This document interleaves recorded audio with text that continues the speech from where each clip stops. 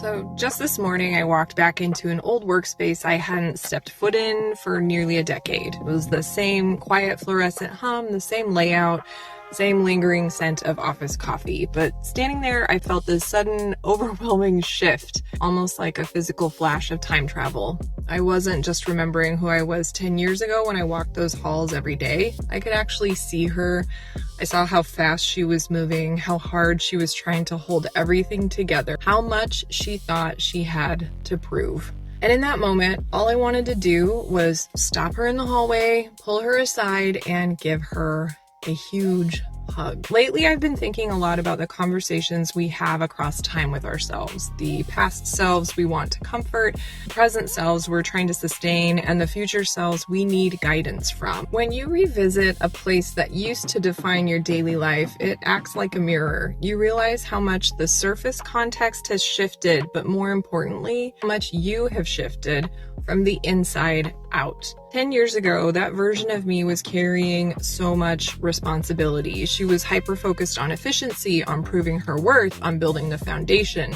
She thought resilience meant never, ever slowing down. If I could stand in front of her today, I wouldn't give her a list of corporate advice or tell her what decisions to make. I'd just tell her, you can breathe now.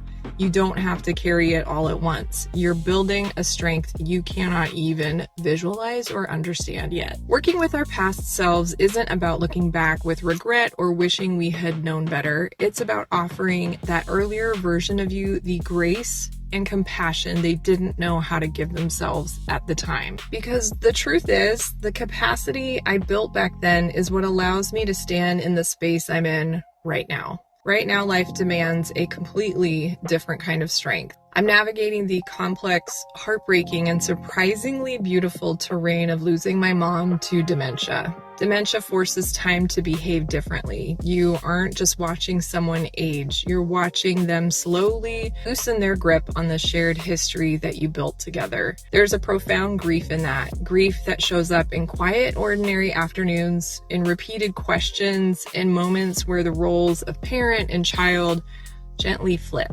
But alongside the grief, there is this unexpected, tender beauty. It strips away all the non-essential. It demands total presence. You learn that caring for someone in this season means meeting them precisely where they are today. Not where they were 10 years ago, not where they'll be next year. And to care for her in that way, I've had to learn how to care for myself with that same radical presence, not by powering through like my 10 years ago self would have done, but by slowing down, feeling the sadness without rushing to fix it, crying in my car a lot, and honoring the capacity I actually do have each day. This is where the future self comes in. When the present moment feels heavy, when you are balancing caregiving, identity shifts, work, and personal transition, it is really easy to feel consumed by the immediate horizon. In those moments, I like to turn around and look forward. I ask myself, what does the 60, 70, 80-year-old Samantha need me to prioritize today? What wisdom would she whisper back to me right now? I think she'd say, be gentle with the grief. Don't rush.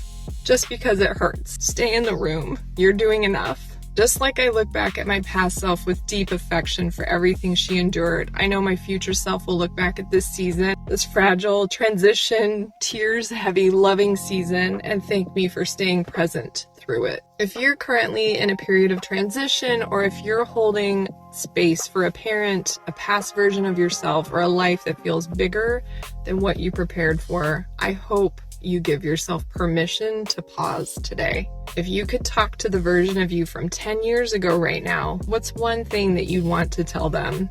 Or if you need to pull wisdom from your future self today, what do you think they'd say? Drop it in the comments below. Let's create a space to reflect on those timelines together. Thank you for being here, and I will see you in the next video.